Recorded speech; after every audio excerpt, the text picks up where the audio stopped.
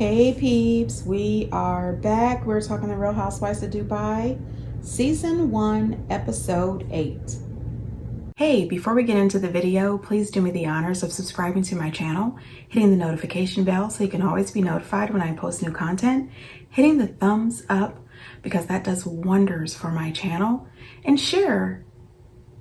Thanks. So before we get into the show, we have a few updates. Looks like they have already filmed their very first reunion, and I'm assuming that feathers have been ruffled because after the reunion, it looks as if the rest of the ladies, minus Lisa and Ayan, celebrated the reunion by hanging out with their spouses, having a little dinner, enjoying New York City, and Ayan and Lisa was not invited. So I think, as far as I'm concerned, I know we're 8 episodes in. I think that this is probably going to be a shorter season. Lisa and Ayan, to me, they make the show. They are the ones who make it interesting. And I think the other ladies are a little bit jealous of the two of them's star being so bright. Anyway, while they were in New York, they took the opportunity to meet Cynthia Bailey. There was even pictures and videos of Cynthia and Ayan strutting down the streets of New York, you know, doing their model walk. So they've been having a good time in New York City. Also, today's show had an article that says Lisa Milan and Chanel Ayan react to Giselle Bryant saying the Real Housewives of Dubai cast is like watching paint dry. Personally, I cannot believe that that will come out of Giselle's boring mouth. Giselle gives absolutely nothing, and I cannot believe she would say something like that. It turns out that on Monday, the 25th of July, Giselle and Robin released an episode of their podcast, Reasonably Shady, and they had a special guest, Carlos King, on. And everybody knows the producer extraordinaire, Carlos King. Remember, he used to produce The Real Housewives of Atlanta, and then he left Bravo, and now he produces the Love and Marriage Huntsville and Love and Marriage DC, I think it is, or is it Love and Marriage Potomac? I'm not really sure. I don't watch that. I do watch Huntsville, though. This is what Carlos had to say in quotes. Let's talk about The Real Housewives of Dubai, which I like to say The Real House of Bye, because for me, those women studied every single housewife, and it's hard for me to get into them because I don't think they're being themselves. What do y'all think? Giselle responds, I've only seen one, maybe 1.5 episodes, but the only thing that stands out to me is the model girl. I feel like she's at least entertaining to watch. The others are like watching paint dry. I'm looking for her in the next scene, so I'll give her that. Girl, really? Can you tell me what the hell Giselle actually brings to the Real Housewives of Potomac? Giselle causes arguments. She stirs the pot. She doesn't bring any fashions. How dare you talk about another group of housewives who's just in their first season? And you've only watched one, you said maybe 1.5 episodes. Give me a break. Well, Ayan responds back and she said, I don't agree with that as much as I respect Giselle, but Lisa and me literally carry the show. She needs to watch more than one episode to see what's going on. It's an ensemble cast. You can't judge when you've only watched 1.5 episodes. Facts. How can you judge? Lisa, on the other hand, said, I feel like Giselle should actually know better. And girl, worry about your fashions first before you worry about us. Facts. Okay? I think that Chanel and Lisa summed it up. Girl, worry about yourself and leave us the hell alone. Also, something kind of funny is, do you guys remember Dance Moms? I used to live for Dance Moms. Man, I used to love to hate Abby Lee. I used to love her and then hate her the way she would talk to some of these kids. Save your tears for your pillow. That's what she used to always say. Well, anyway, Abby Lee has her own YouTube channel, and she has put out there that she is pitching herself for the Real Housewives of Beverly Hills. You know, she lives in Beverly Hills now, and she has the Abby Lee Los Angeles dance studio there. And, you know, she wants Andy Cohen to call her. And remember when you used to watch Abby's show, she would always have a pyramid. Well, she's got her pyramid of the Real Housewives of Beverly Hills, and at the top of the pyramid, she has herself. Right under her, she has Garcelle and Kyle. Under that, she has Sutton, Cherie, and Lisa. And on the bottom of the pyramid, she has Dorit, Diane, Crystal, Kathy, and Erica. I said, oh my God. Listen, Abby used to tell those moms the hell off. She would read those moms for filth and throw them out of her studio. I would love to see Abby on the Real Housewives of Beverly Hills. Do I think she would be a real good fit? No. Do I think that she would bring something? Because yes, Abby's a little rough around the edges, but I think she would read some of these girls for filth. And one thing I noticed, Abby is not a fan of Dorit. She does not like Dorit at all. I have no idea what it is she has against Dorit, but she's not here for her. I would love to see Abby be added. Andy Cohen. Add Abby next season. You know, just give her a 1 season shot. Let her be the friend of somebody. Let her be the friend of Sutton, because Sutton could use some additional backup. I'm just saying. All right, peeps, get down in the comments and let me know what you think. I'm very disappointed in how I felt like she judged me in my own home. I did not judge Sarah, you. whether valid or invalid, Sarah, I felt that way. Hurt, but this shows that something triggered you. I wanted to just tell you that the dinner is starting. Did you see? She came as me to the wedding. She came in a veil, in a blonde wig. Who the does that? I was told to wear white, honey. It's not my problem if I outstage the bride. So listen, I'm glad the dinner started. I really am. This is so ridiculous. Brooks is upset. She's upset because her parenting was questioned. She's upset because her friends agreed.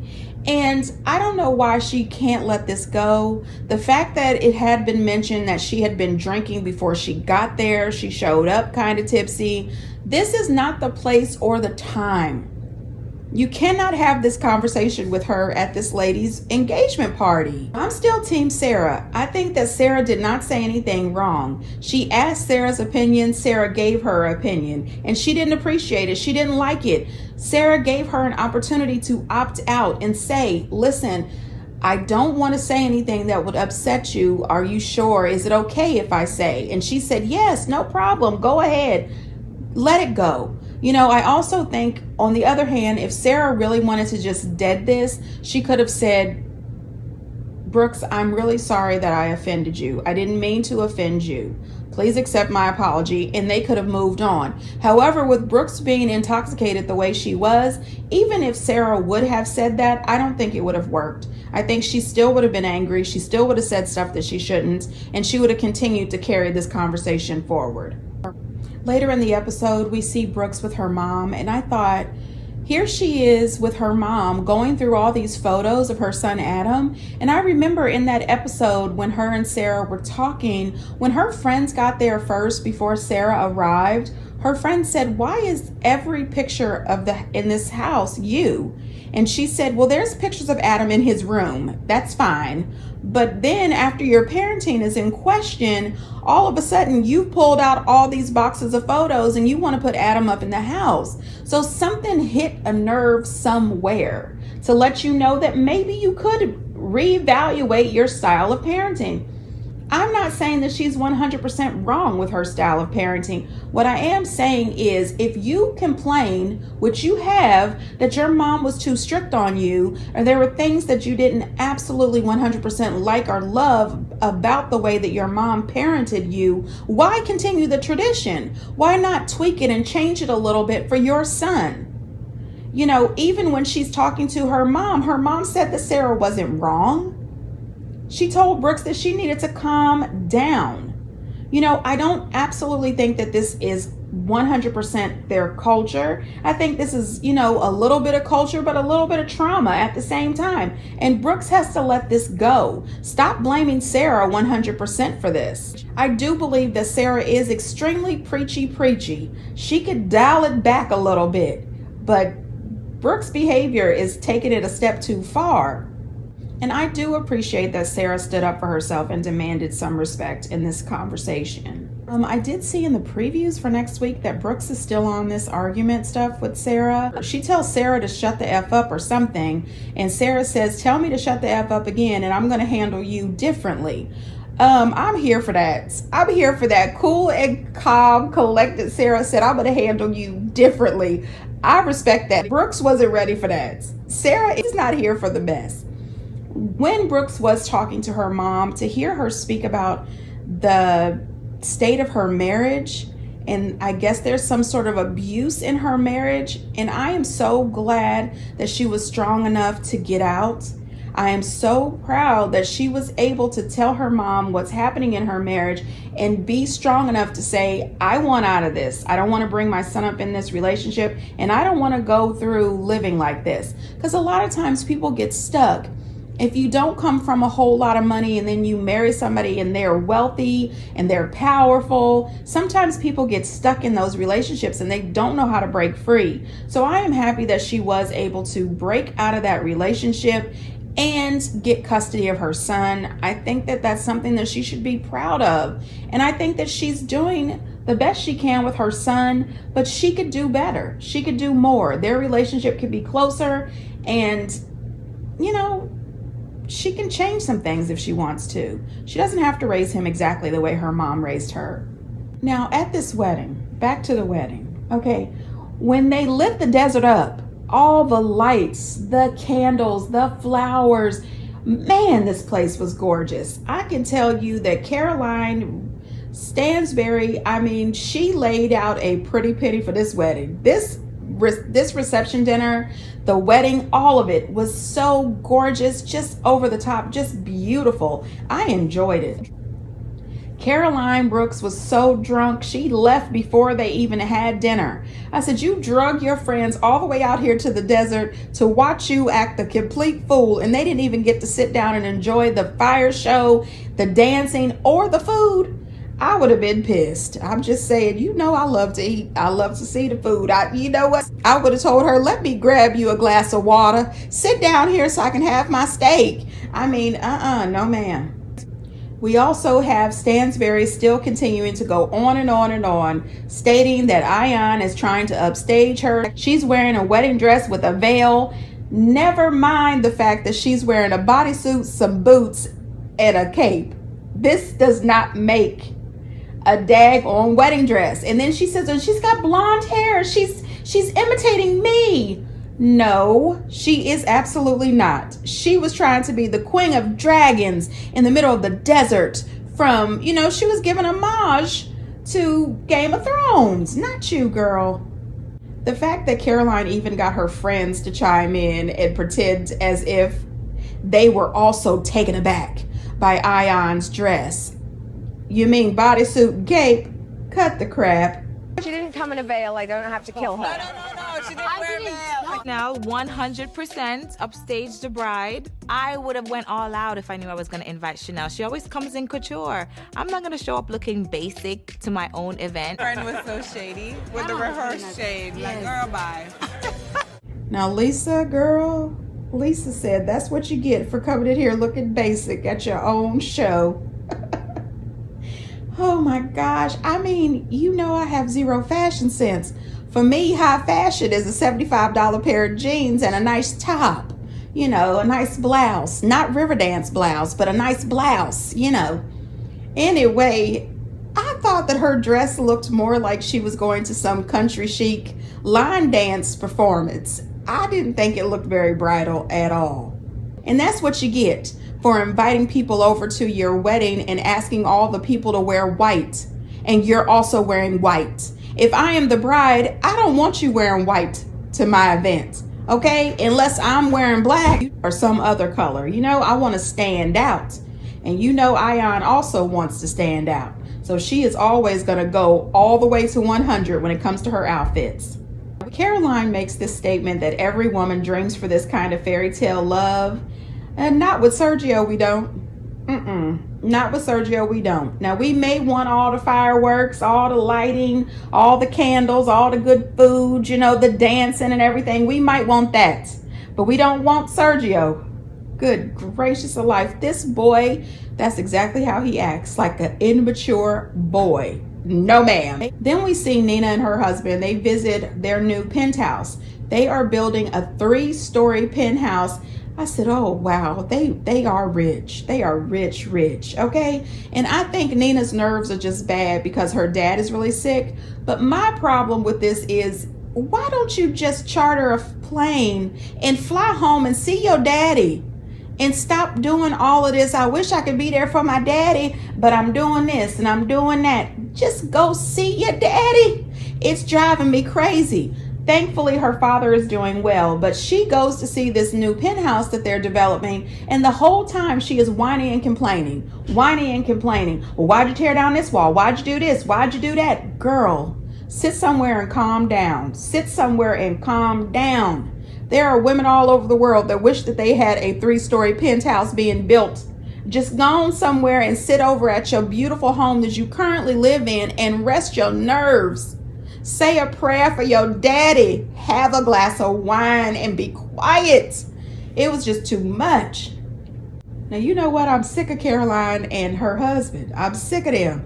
The whole time, can you believe we're getting married? Oh my God, we're getting married. You people are already married.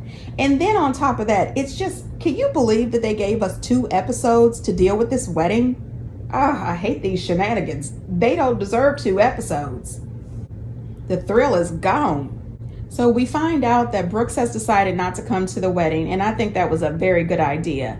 Ayan, we already knew she couldn't come because she had that fashion show, and Lisa has decided not to come also because she wants to go support her best friend, who is Ayan, and she'd rather be at Ayan's fashion show than go to Caroline's wedding, and especially Caroline didn't show up for her Lisa's fashion show either.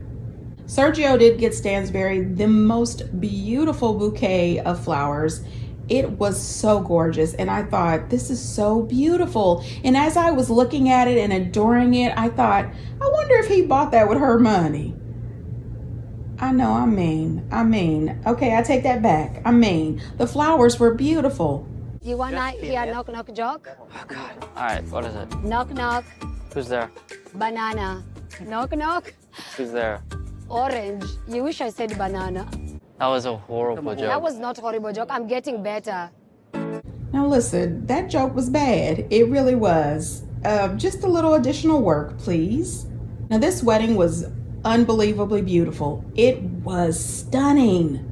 And somebody said, this is like a wedding you see in the movies. It really was. This wedding was absolutely beautiful. And this wedding dress, the first wedding dress she wore, was gorgeous. I loved it from head to toe. Now that second dress that she put on at the reception, not so much. But the first one was gorgeous in my opinion. But again, I have zero fashion sense.